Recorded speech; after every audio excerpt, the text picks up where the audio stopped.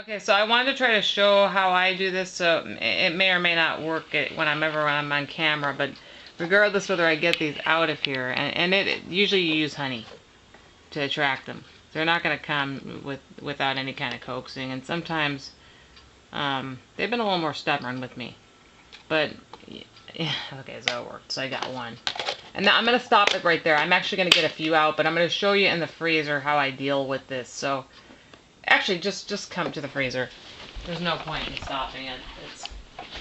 So, some people just can't grab bees with a tweezer out of any type of bee home. So you put it in the freezer, and you really want to keep a close eye on bees when you put them in the freezer or refrigerator. It's probably going to be from 45 seconds to about 2 minutes, although I have seen it take longer. If your freezer is not as cold as mine is, it could take as long as 5 minutes, and I've seen it take that long. And if it's in the refrigerator, so I mean, just a warning about the refrigerator, you can put the tiny apiary in the refrigerator, and the tiny apiary is more insulated than the bee buddy. I have both of them. And so if you put it in the freezer or the refrigerator, it will slow the bees down, but you have to keep a close eye on them. So, like, you know, maybe look at 2-3 minutes and 4 minutes, because it's going to vary on your fridge temperature. If it's in the freezer, you got to watch it, and I'd be careful about that. But I've only done that in really kind of not very cold freezers.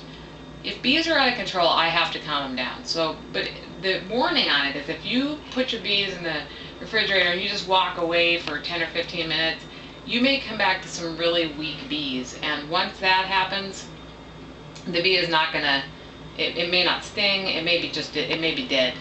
So it may have a big effect on them. Let's see how he's doing. See how it's still going? See, it's been in there, I don't know, probably at least a minute. I don't know what it says on the camera, so I'm just gonna show you. And the reason I do it this way is because I just can't grab bees. And a lot of people who are sick are not going to be able to grab bees with a tweezer. And these tweezers should be pretty loose by hitting them. Deb showed us to hit it. Is it like right here? Mm-hmm. Okay, with a hammer once. Be careful. You can actually overstretch these. You can space them too. I liked it, but once I found out about that little trick that Deb Elder told me, that was it for me. So I'm only showing this because some people don't want to grab a bee while it's moving all around, and I'm one of those people. I wish I could, but I can't. So see, it's almost there. Actually, it's enough out. Now, it may look dead to you. It is not dead. Okay, this is an adaptive response. I actually spoke to the child of an entomologist recently, and he told me I was doing it the best way. So see, on there. Now, you can go and get it out of the bee buddy, or I'm sorry, the tiny apiary, without doing that. Some people can. I cannot. So the bee will wake up. You can see it. See, it's already waking up. So there you are. That's a way of avoiding a whole lot of stress for patients that, you know, are not doing so well. And so I'd recommend using honey on a chopstick. I put a small amount of honey on it. They love honey.